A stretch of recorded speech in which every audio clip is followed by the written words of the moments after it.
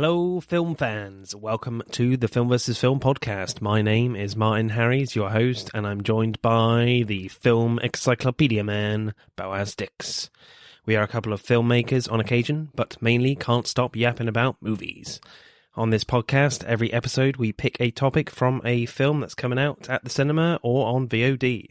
Myself and Boaz pick our favourite film from that topic, or team up against a guest and battle it out to decide which film will become the greatest film of all time. If you enjoy this podcast, please leave us a 5-star review and subscribe.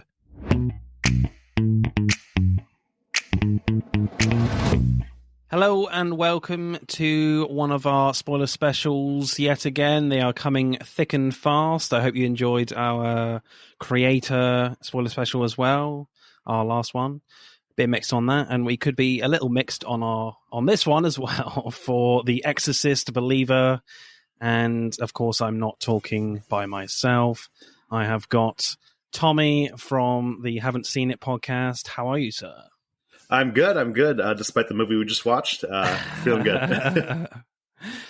Yeah, so this is another one of David Gordon Green's like reboot legacy sequel movies that he's supposedly doing another trilogy to, like the Halloween ones, which I think the first Halloween was okay. It wasn't brilliant. It wasn't terrible. Halloween Kills again, kind of not great, but not terrible as well. And then he basically fucked it up with Halloween Ends. And unfortunately, I think they kind of, again, with this one, it's not great, is it, really, Tommy? With Exorcist believer. No, I mean, I liked his Halloween movies for the most part. I mean, the first one, the 2018 one, I thought was like a solid like sequel. Kills, I call it like a good drunk movie, like a movie you just watch if your friend's drunk. Yeah. Then Ends just went off the rails in a way that I was just like, okay, why are we focused on this other character? But with this new Exorcist, it just felt tame. It felt way too safe, and like, just, I don't know. Overall, the first half was good, and then the second half was just like, all right, like, what are we doing here? So, Exorcist believer, then, what's your initial thoughts on this one? So I think that this movie worked as like a family drama, and when it was going into that aspect, it felt like, you know, resonated, and it really hit those marks. The acting I thought was solid throughout this movie, but I felt like the problem was like in the script, and once they realized, oh, we need to be an Exorcist movie right here. Yeah, and they went through like a safe retread of like the first Exorcist, and it didn't feel shocking. It didn't feel scary. So, which when you're making an Exorcist movie are two marks that like you should be hitting. Yeah, I think for me, I'm pretty similar. I think it wasn't particularly very scary, and I think certainly the first film was quite scary for me. Obviously, I talked on your podcast with Boaz about The Exorcist, and it was a lot of fun, that one. Do check that episode out.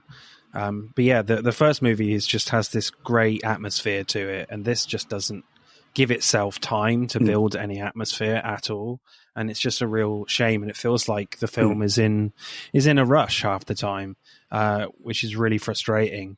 And I feel like David Gordon Green is kind of going through the horror scene playbook a lot. I was like, he's like flicking through his own horror directing handbook and like, oh, I haven't done that yet, let's put that in. This one, yeah, I can do that, that's cool.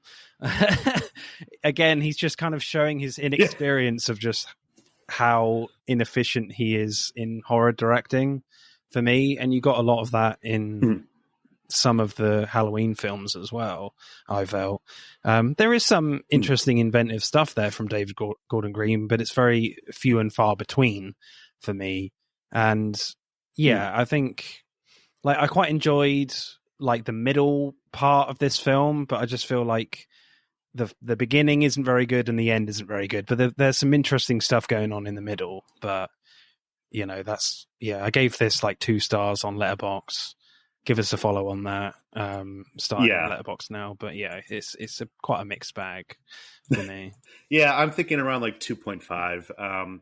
So earlier this month to kick off spooky season, I got the chance to see The Exorcist, the original, on the big screen. Oh, nice! And just going from that movie to this movie, I hate to compare the sequel, but like you just can't help but like think the first Exorcist still plays really scary. still really shocking and all this stuff. And this movie, like, there's nothing in this movie that like I haven't seen before in an Exorcist movie for the most part, or like a general exorcism movie. It just went off the cliches. It just went like very safe, paint by the numbers and stuff like that. And the sound design wasn't anything. Like when I saw The Exorcist on the big screen earlier this month, I just was like shocked by how great the sound sounded on the big screen and how much that's added to the atmosphere. In this movie, you have the final scene, to jump ahead a little bit, of like the two girls in the exorcism room. And there's just no atmosphere. It's like almost a well-lit room when they're doing The Exorcist. That's just like, what's going on? The lights should be flickering or something like that. There should be something going on here. Yeah, we just get some weird like CGI mist and barfing at the ceiling, but there we go. So the opening scene for me in this one is just too short and too quick for me. Like the film never lets you like soak in the atmosphere of this place in Haiti. Then the earthquake happens, and before you know it, his wife is dead, and we're in Percy, Georgia. Like in the original film, it's practically like dialogue free with Max von Sydow. Some of the shots are just held long enough; it makes you feel a little uncomfortable. And like in this film, David Gordon Green does produce some like nice shots here and there in that opening scene, but we cut away to something else far too quickly, and it just, the shots never really make a strong impact in that opening scene for me. Yeah, not at all. I just didn't give enough time to breathe in the opening part, and just like we're quickly introduced to a character and then she's killed off, and just like, well, the emotional moment of him telling like you can only save one or the other kind of hit. It still was just very rushed, and just like should have just let him like sink in the fact that he's gonna have to kill like either his wife or his daughter in order to save the other. And they just pretty much quickly cut to like 13 years later, and it's just like, why don't we just see this guy just like struggling with that choice a little bit more, especially when that comes up in the later acts. Because then it felt like a bit of a throwaway thing in the final act of the fact that well, not throwaway, but just I felt like the fact that reveal of with Leslie Odom Jr.'s character that he chose to save his wife and not his child, like it just didn't feel like a big impact to the story, because like they haven't put the work in, I don't think, establishing their relationship enough. Well, maybe that's a little unfair, but because I think that is the stronger relationship in the film. But when you have two kids possessed in this movie, that's kind of annoying when they don't particularly give Catherine, the other kid, much time at all. You get to know Angela, Leslie Odom Jr.'s daughter, a lot more. I feel like there's a fairly strong relationship there between those two characters, Angela and her father. Compare that to like Catherine, who has basically nothing, which I found odd. Like the first time you see Catherine is when Angela meets her at the school, and there's like a scene in the classroom. Then they go to the woods, and that's it for Catherine before they get possessed. So I was like, okay, why are we supposed to care about this kid at the end? We don't know anything about her. You wish this movie, like, even though it probably would have slogged down the movie a little bit, you wish there's like 20 more minutes just to, like, give Catherine a few more scenes. And like the Catherine character has like a family dynamic that's very different and contrasting from obviously like Leslie Odom Jr., where like she has like a whole like typical nuclear family, like two siblings, and they do nothing with the fact that she has siblings. Like we had a movie this year earlier, if Evil Dead Rise. Evil Dead Rise like was something that like, while granted a different tone, they really worked on the family dynamics of like a demon fucking with their siblings and family members. And you wish that there was a scene of like Catherine just like taunting her like little siblings and just amping up the horror in that aspect. But instead, just glossed over. It's like, yeah, she has a brother and sister. We're not going to see much of this movie. Don't worry, it's not care. We don't really hear about Leslie Odom Jr. and his daughter.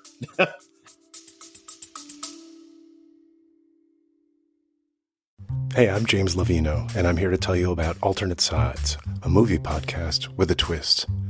I've worked in the film business for 2 decades, but I haven't actually seen that many movies, and this has been driving my frequent collaborator, Sam, a self-confessed film snob, crazy. So every week, while he's stuck in his car trying to avoid getting a parking ticket, thanks to New York City's alternate side parking regulations, we discuss a classic film I've finally just gotten around to seeing. Alternate Sides, a new podcast about movies, parking, and a 25-year friendship, wherever you get your podcasts.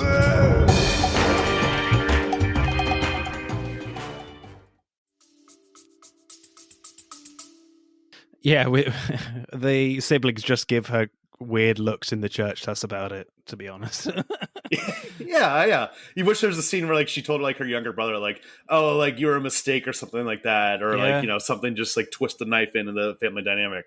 Yeah, that's what's great about Evil Dead Rise is that they put the work in by establishing all these siblings' relationships, and it's really interesting between those characters that you feel like they are a proper tight knit family, a single mum family, and I quite really enjoyed that opening, and it definitely feels earned when all the carnage starts in that film, and it's just not here, unfortunately.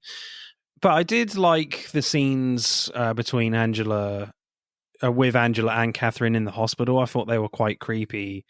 Arguably one of my favorite scenes, actually, when you kind of see their possession coming through for the first time, where like Catherine is saying, I want to go home, I think, and is like moving her face and lips against the glass. And Angela gets up from the bed and you're like, what creepy thing is she going to do? And she bangs on the glass, like cracking it a little bit. So I quite liked those initial moments to start the build-up of dread in the film, but I don't think it really builds to anything special. So I did like those scenes. Yeah. I thought the payoff was bad, but the setup was good. And like this line was in the trailer, but like Leslie Odom Jr. telling his daughter, "You were gone for like 3 days. You weren't gone for a few hours." Like that hit in a heartbreaking way. Yeah. And just like of the whole entire thing of them going through. But like, again, like when we had the first Exorcist movie, I remember when I saw it like 2 weeks ago in theaters, Nice. the scene of like Reagan, when like they do all the medical procedures on her and like the blood spurts out of her neck. And that was like probably one of the most horrifying parts of the whole movie. And this movie could have had a similar scene of like the two girls like getting like tests done and like medical equipment and stuff like that. But again, it just rushes to it. It's just like, okay, we hit the beat of them in the hospital. Let's move on quickly. And they could have just let it breathe more. That's the problem with this movie. Just doesn't let anything breathe. I felt like they missed a trick here. Like, I feel like they could have had like similar things happening to them like at the same time because they're both possessed. Because I feel like they could have been possessed by like the same demon sort of thing. Think weird shit is happening to them at literally the same time or something. That would have been kind of really interesting. Yeah. It definitely feels like sometimes they're just possessed by two separate demons, brother and sister demons. Or sister demons, The only thing they played with that was when the heartbeats were in sync and towards the end of the movie. But again, like you could have had a scene where like, I don't know, Angela like cuts herself with a cross and then you see the mark on Catherine's arm later or something like that. So it's just, they're in one's mutilating the other and it's just like, sync up in that way. Yeah, that would have been cool. There's no like crucifixion scene or like, in the Exorcist. I hate to always bring up like the original, but you kind of have to. And, there's no like iconic scene of just creepy demon shit. Like the only thing that I can think of, there's no spider walk. There's no like, even the puke is like tamer than it was in the original. It's just like, was this a demon just like kind of muted? You almost feel like this movie could have been PG-13. Yeah, well, that was the first like worrying sign when I was in the cinema of like when it comes up 15, the rating is like 15 in our country, and then 18 is the hardest rating. So when I saw 15, I was like, that's odd for an Exorcist movie. That teenagers can see this. Yeah, for us in the States, it was rated R. Oh, really? Yeah. Yeah. I mean, I think the original Exorcist, if I'm correct, in the UK was like banned for years and years. Yeah, I thought it would be like this terrible dynamic influence. And then this movie, I feel like if you didn't have like them saying fuck or curse words, it could have been in the States like a PG-13, like toothless movie. And that's what I felt. It was toothless. Yeah. Frankly, there was just not enough use of the C word, in my opinion, compared to the. Well, yeah, that too. The first film. Yeah. There's just like some parts of like, they set up some creepy moments that could have been really cool. Like the scene of Catherine in the church and freaking out. But instead it just like went nowhere and just her like repeating like what, like the body and the blood, body and the blood, body and the blood. And it was just like, all right, like escalate this a little bit more. Just like bring this up a little bit more. Make this a little creepier. Like instead it was just like, nothing really unsettling. Yeah, because that scene kind of like builds and builds and builds, and it kind of cuts to nothing. And I remember that kind of similar thing with the first Halloween film. I don't know if you remember when in the opening scene where the two like researchers go and see Michael Myers for the first time in that hospital, and like he gets the mask out, and it kind of like, and all the other patients are like freaking out, and there's a lot of fast cutting going on. The music is building, and then it just cuts to the credits. I'm like, oh, okay, it's just building to the credits, right? Nothing actually happens. Or in this is the same thing. Yeah. Like Catherine is coming down the aisle of the church saying, "Body of the blood, body of the blood," and then her dad just catches up with her. That's it. I actually found that scene kind of funny in the end because the whole scene is kind of set up with the fact that, they've lost sight of Catherine. Like, the siblings are giving her weird looks, as we said. And like her dad goes to look for Catherine, and he goes out the back to where all like the communion blood and bread, the communion wine and bread are, and it's all kind of trashed. And then she comes out covered in wine and that, and you're like, oh, okay. She's just really hungry. Yeah. She just really wants some wine. She wanted to get drunk. Yep. Like, it should have had like a scene of her like taking out a Bible and like, I don't know, like ripping it up or something like that in front of all the churchgoers or something. Yeah. Just like something a little more unsettling, something to work with like the setting you have. And like in the wine part, I didn't even realize that until you mentioned it, that was like, I thought she was like covered in dirt or some shit. I just connected with the fact that all the wine and drink was all messed up in that room, and then she's just covered in this red, I assume is communion wine. So she's just really hungry. Yeah. Give me more food, damn it. Exactly. Give it a body and blood. But it's just, I don't know. The worst part of this movie, I have to say, is how they treated Ellen Burstyn. Like, it was the most unnecessary thing I've seen in a legacy sequel, like, ever. It was clearly just like, Ellen Burstyn said in interviews that she only did this movie for the money, and like they apparently set up a scholarship for her, like her acting studio, and you could tell that she was just like, enough. All right, kill off my character essentially in 10 minutes. Yeah, she didn't want to be in this movie, and it was just like, we'll quickly set her up, and then 10 minutes later, oh, her eyes get stabbed out, and she's out of the rest of the movie. It's like, yeah, great. I really don't understand why she's in it, because like she doesn't really change the story much at all. Like if you cut her character out, and even Reagan is in this film for 2 seconds. I'm like, that's so disappointing. I just feel like if you cut those two characters out, it would not change the story at all. Like the only influence Chris McNeil has in this story is the fact that she gives a little pep talk to Leslie Odom Jr. about like in all cultures in exorcism, like the one commonality is the fact that like it's all about the people, the togetherness of people to make people stronger, I guess, and that's about it. And I just felt like her return was just sequel baiting a little bit. Reagan's just in it for like 2 seconds at the end, and to basically like bench her by gouging her eyes out was just really annoying. I think they were just going for like really shock value. Like, yeah, we're going to do this to like a legendary character. But no, I think you were just pissing people off. You're pissing the fans off rather than being shocked by it. I think if they played it in like a smart way, it would have felt better, but it just felt disrespectful to the characters. So it's just like, I hate to be like the plot nitpicky guy but Ellen Burstyn, her character is set up as like, after the events of the first movie, she's a expert on Exorcist. And then her decision is to go into a room with a child that is currently possessed by a demon that's unrestrained, and then go into that room without any help. And just like all of a sudden, like, what do you think was going to happen? Like, you remember what it was like with your daughter 50 years ago? Like, if they had it like Catherine was like in her restraints and stuff like that, and you see Ellen Burstyn like really doing stuff and like really like working on getting this demon out, and then all of a sudden the demon breaks free of its restraints, it would have rose the stakes and be like, holy shit, even Ellen Burstyn can't save this kid. But instead it was just like, this character is just an idiot. Like, why would you go into that room alone with the kid unrestrained? Yeah, and then it just kind of makes Leslie Odom Jr.'s character a lot worse as well. I'm like, why would you let her go in the room on her own? I know he's kind of looking after the other kids, but like, still, come on. It's very annoying. Yeah. I think there are some good things in here. Like, I quite liked Angela's scene when in the house with the light switches.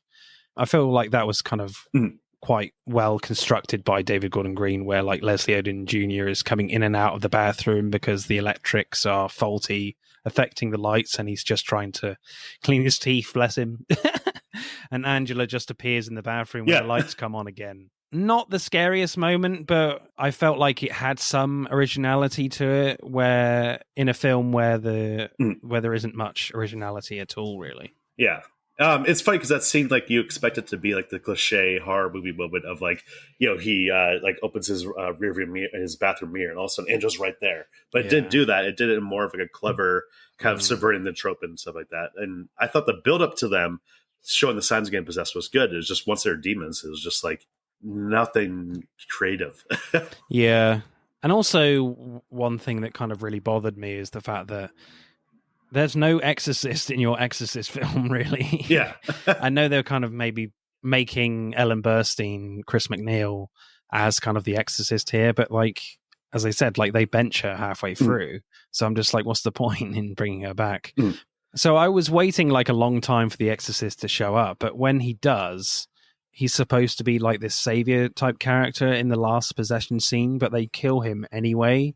And you're like, oh, well, quite a gnarly way, I must say. Like, yes, they are kind of referencing the turning of Reagan's head all the way around. So that was kind of nice, I guess, to see. But these films are supposed to be about the Exorcist, hence the title.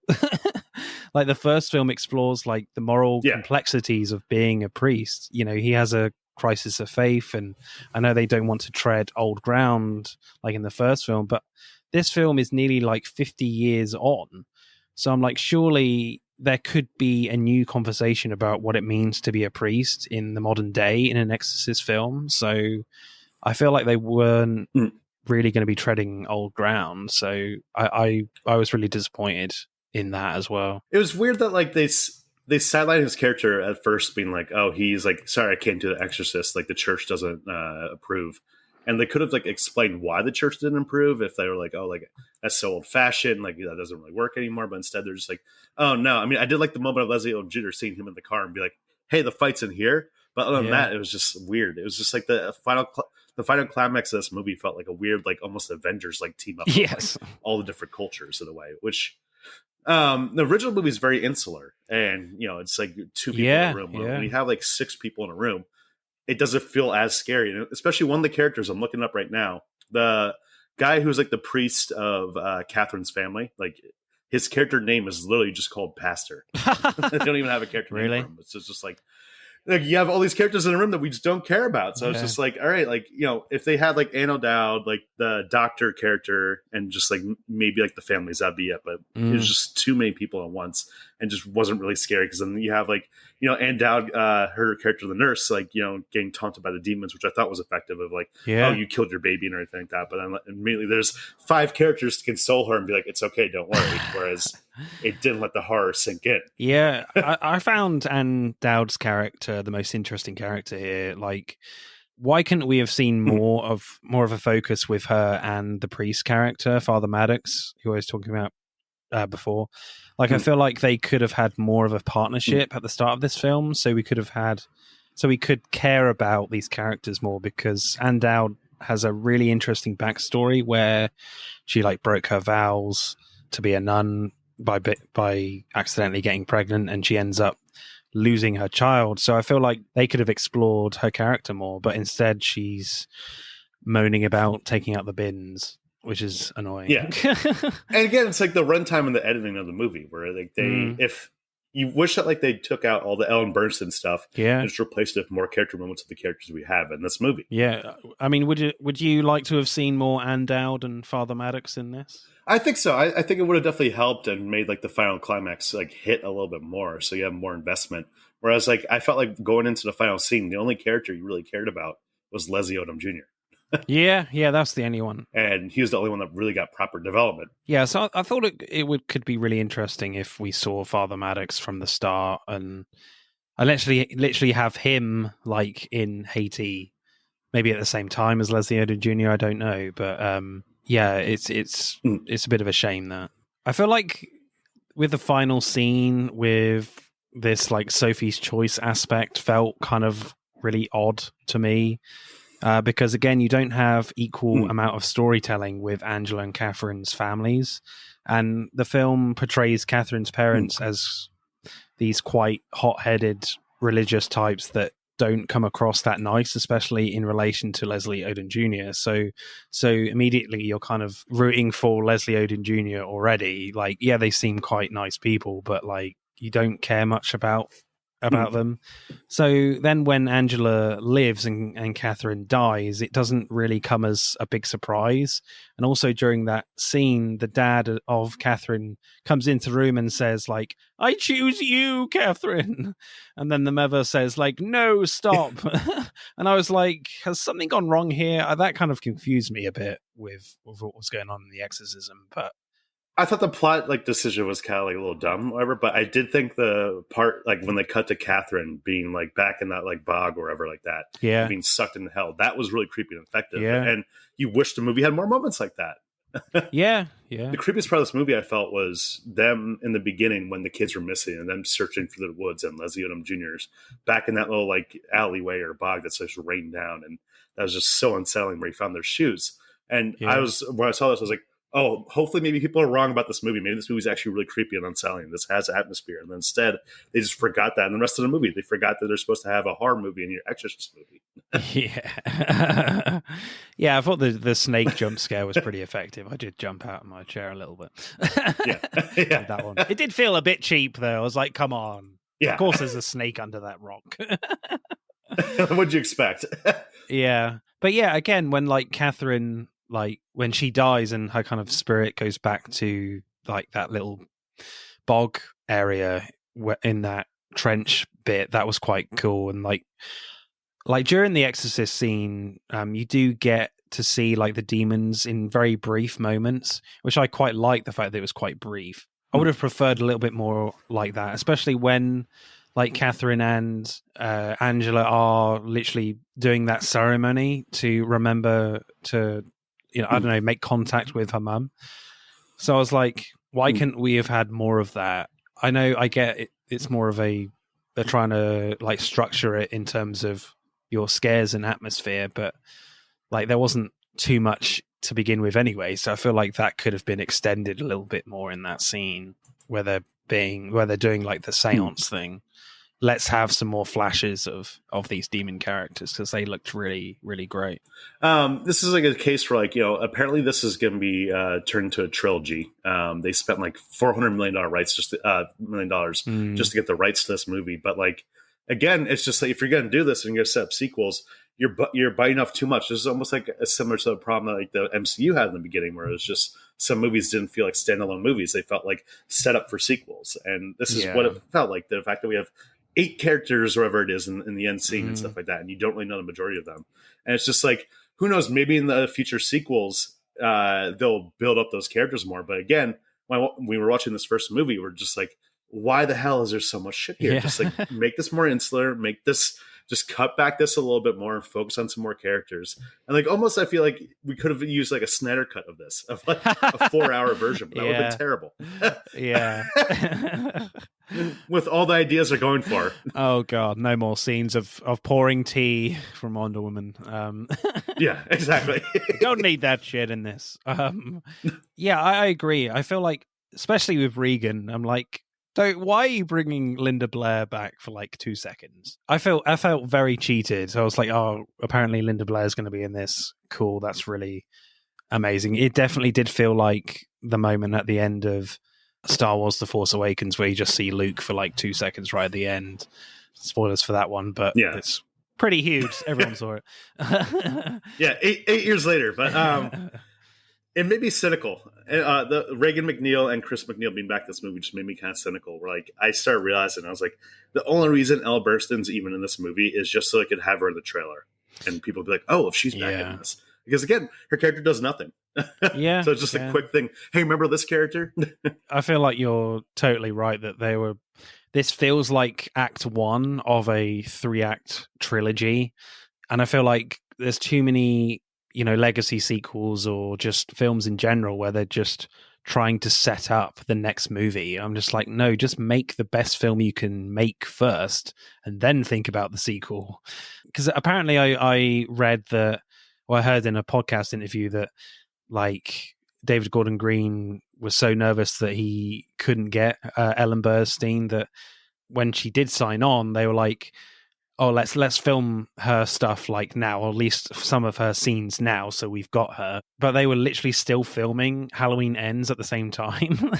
Yeah. So I feel like that's to the detriment of both films' quality, frankly, that the guy is trying to make two films at the same time and like literally shoot two films at the same time. And I mean, I always remember like Spielberg, he was shooting Schindler's List and editing Jurassic Park at the same time, but he wasn't shooting both films at the same time. That's just crazy. So clearly, just some bad decisions there. Biting off more than he can chew. It's weird because like I like David Gordon Green's movies for the most part. I mean, like Pineapple Express was like a like touchstone comedy for me when I was in middle school. Yeah, and I did like the original Halloween, but it feels like right now he's biting off more than he can chew in general. Because like he has The Righteous Gemstones with Danny McBride, who co-wrote this movie, and that show is amazing. But again, it's just like, you're stretching yourself too thin right here. And this movie just feels like the same thing, where it's just coming up with too many ideas at once and not paying them off all correctly. So if he just took more time on this, and like it would have been better, and just like instead just like realize, okay, maybe we can cut down the amount of characters we have. We didn't need to have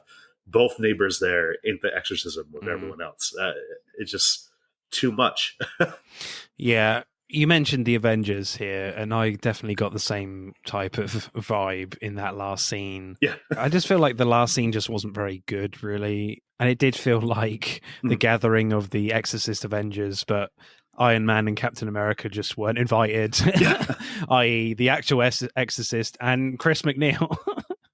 So that was weird. The ending scene is just so weird, especially like having seen the original Exorcist again in the last like 2 weeks, where that movie has so much atmosphere in the final scene, where it's just like it was pretty much filmed on like a fridge set, very like cold, foggy atmosphere, creepy movie atmosphere. And this again, well lit, like barely dimly lit or anything like that. And just you can see all the characters clearly. They're all huddling together. It doesn't feel dangerous. It doesn't feel scary. It just feels like, oh, like, yeah, they just took these two girls and kidnapped them or whatever. So cool. And also in that final scene, like when the camera cuts to like each of these religious people like saying their thing, and like sometimes it just looks a bit goofy and funny at times. But when we have like the first big moment of exorcism, it's like, okay, halftime, let's take the trash out, and then he knocks on the actual priest's card window. It's like the fight's in there. So I was like, it felt just structurally a bit strange as well. I feel like we should have just been in that room the whole time to really build something. Yeah. But yeah, I don't really understand why Leslie Odom Jr.'s got to take the trash out again. It's like, nobody cares about that. Yeah, it cuts the tension immediately, because like when you watch the original Exorcist, that final scene feels like a boxing match. We're like, here we go. We're going in. We're going to the Exorcist, and just insanely things like all the shit's going down. Immediately, Reagan turns her head, like, "Fucking go for it, let's do it." And we didn't have a scene of them like taunting, like, "Oh, like what are you gonna do? Like you can't do this," or anything like that. And at this point, we've seen, 50 years on, we've seen so many different movies being with exorcists in them, and this had a chance to do something very creative with two people at once. I don't think we've really seen that in the Exorcist movie, and they didn't do something creative with that. It just felt like, all right, like they both do the same thing, and like nothing creepy or like insane. Yeah, I feel like, David Gordon Green was maybe trying to make it as realistic as he could, but I was just like, well, hang on, this is an Exorcist film. Why are you trying to bring realism here? Like, let's have some crazy shit going on, Why not? Yes, there are some cases of real life stuff where there are supposed exorcisms that have happened, but I feel like that's the approach that they were going with. Like, let's try and be really real. But I'm like, well, the first film did some really creative stuff. Why can't we have some really creative stuff here? It just felt very safe, which is always a big no-no for me. Like, let's really try and... I would rather this film, like, be absolutely crazy, balls to the wall, barfing on all of them. Yes, it could be quite funny, but at least they're trying something. Yeah. You know, rather than just have one of them levitate for a bit and just Angela just throw it up on the ceiling. That's it. And you have a bit of CGI mist being burnt. Yeah. Again, it just feels so weird that we have a movie that came out 50 years ago that still feels shocking and unsettling and like just all this stuff. And the sequel to it is like, let's just make this as tame as possible and not really scary and nothing really insane going on. Like, you feel like they would have ramped up the thing. We've had movies like since The Exorcist that definitely are a lot scarier and like, you know, a lot more intense and insane. And this didn't need to go like a bloody, gory route or anything like that. It still could have been insane, but in a way that honored the original tone of the first Exorcist, and not just like, oh, Evil Dead would have been a terrible tone for this. It's not an Evil Dead movie, but you could have found some middle ground in between the two. Yeah. I did think Olivia O'Neill and Lydia Jewett were pretty good as the kids, to be honest. I think that they are the positives to come out of this film. They had, you know, the real creepy smile going on. I feel like, I don't know, I suspect their dialogue was manipulated. Obviously it was, but I mean, if they can do it naturally, that's amazing with the creepy demon voice. But I hope it's not like the first Exorcist where they had a chain smoker do the voice. Have him smoke like 10 packs of cigarettes a day and then do the Reagan McNeil voice. That, you know, we've advanced past that, I think. Maybe he did. Maybe he just got like, here you go, actor. Here's 10 packs of cigarettes. Smoke these in preparation for the demon voice. There you go. Exactly. But yeah, I thought that the acting was pretty good, to be honest. I definitely kind of wanted more of their demon acting in the film, really. And more like sweary dialogue from the demon as well. Like, you just get one C word here. I know it's quite a bad word, but like, they do it a lot in the first one. It felt like this was like a polite demon almost. Yeah. You know? It's like, come on, like you could curse a little bit more, demon. You don't need to be PG-13 here. Yeah, I feel like they were definitely trying to like maybe go with the approach of just trying to get under Leslie Odom Jr.'s character Victor's skin a little bit, just kind of like saying, and Chris McNeil as well, like, you're going to meet Regan in hell and things like that, because obviously she doesn't know the whereabouts of Regan, whether she's dead or alive.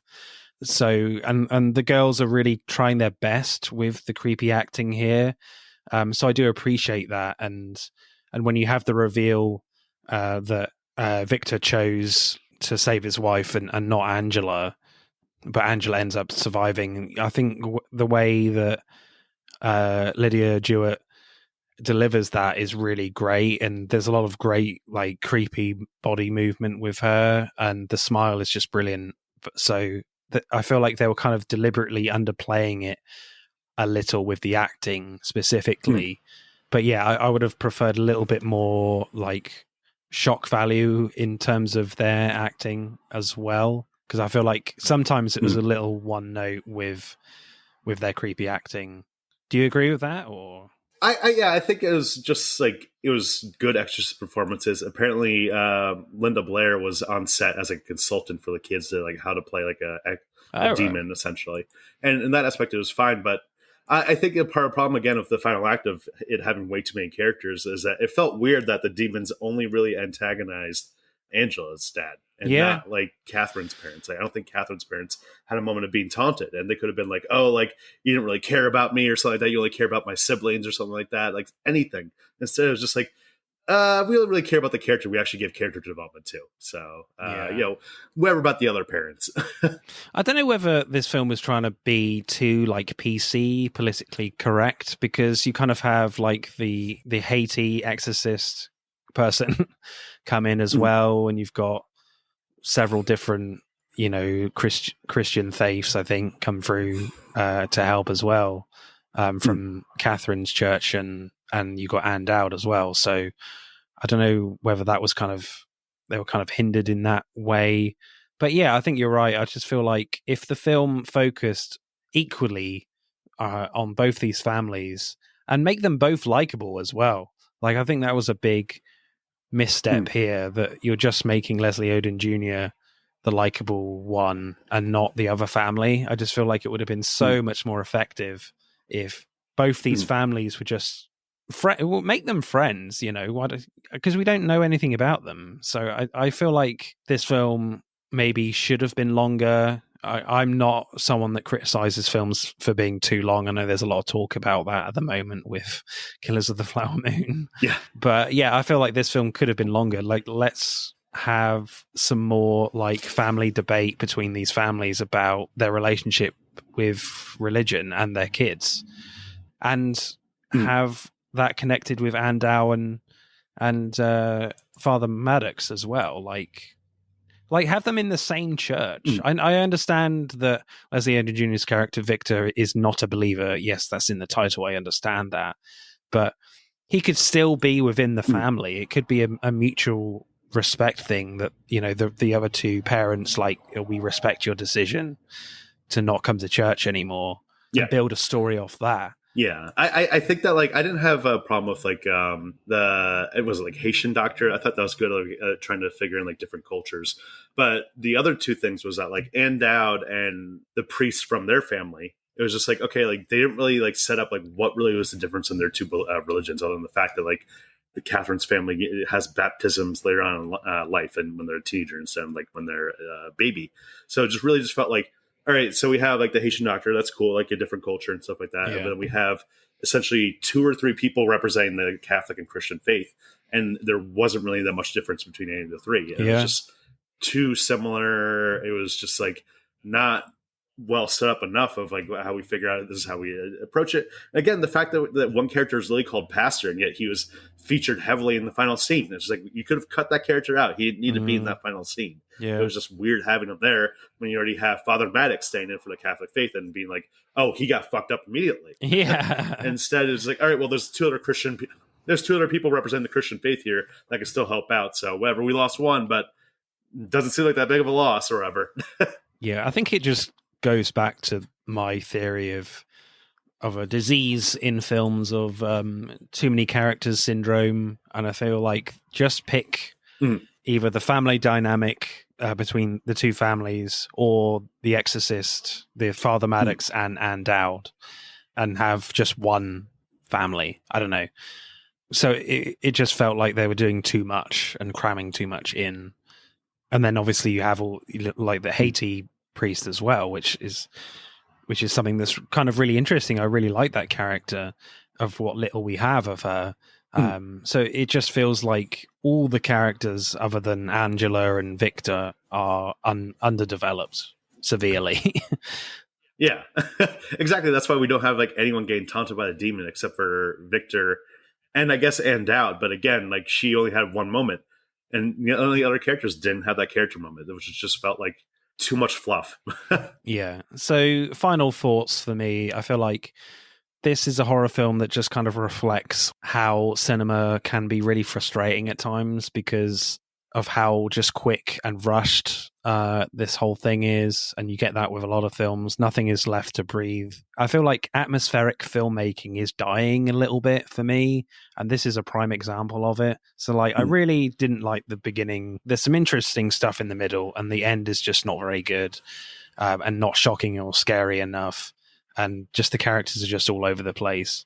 So quite disappointing. And I think the main frustration here is that it just felt like sequel baiting, that this is just all set up for the next film, which is really disappointing. Yeah. So for me, like, I think I like the first, like, maybe 2/3 of this movie up until the point where the demons, like the kids started getting possessed. And that's when it just went off the rails for me.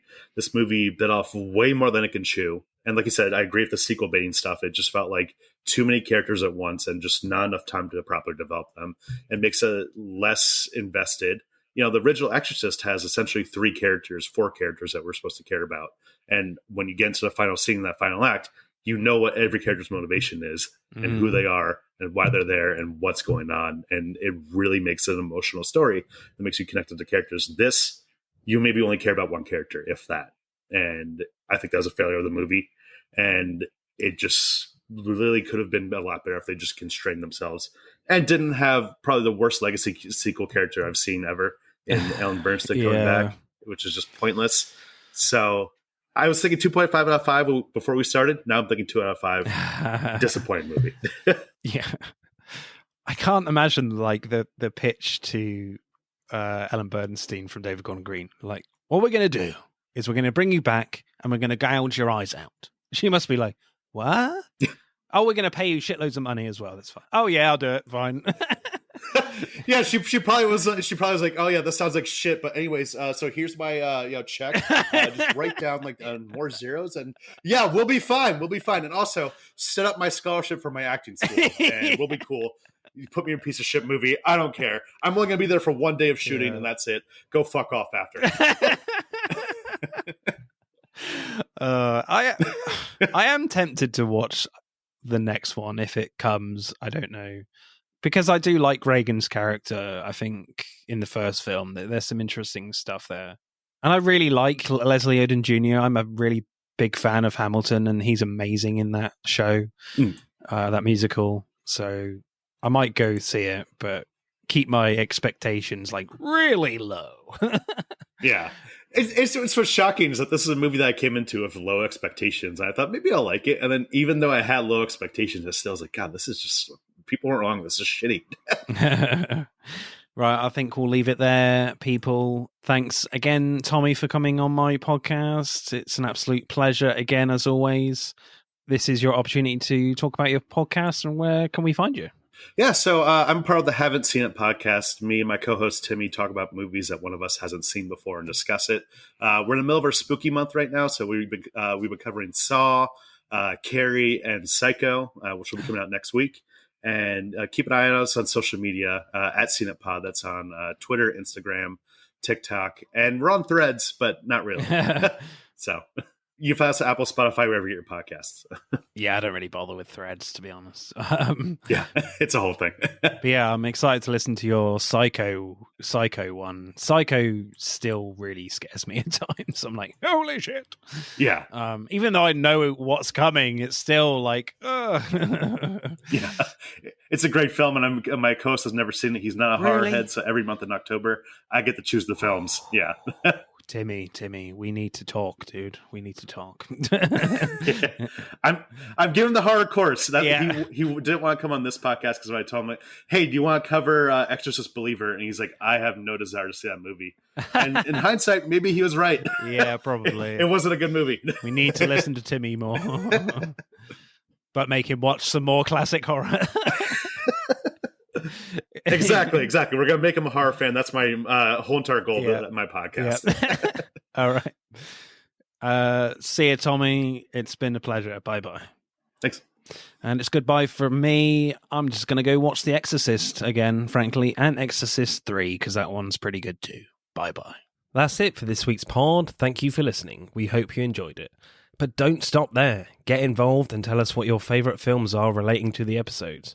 Send us a DM or comment on Instagram and TikTok at Film vs. Film Podcast, for Twitter at FVF_podcast. If you do, we'll give you a shout out on the next episode.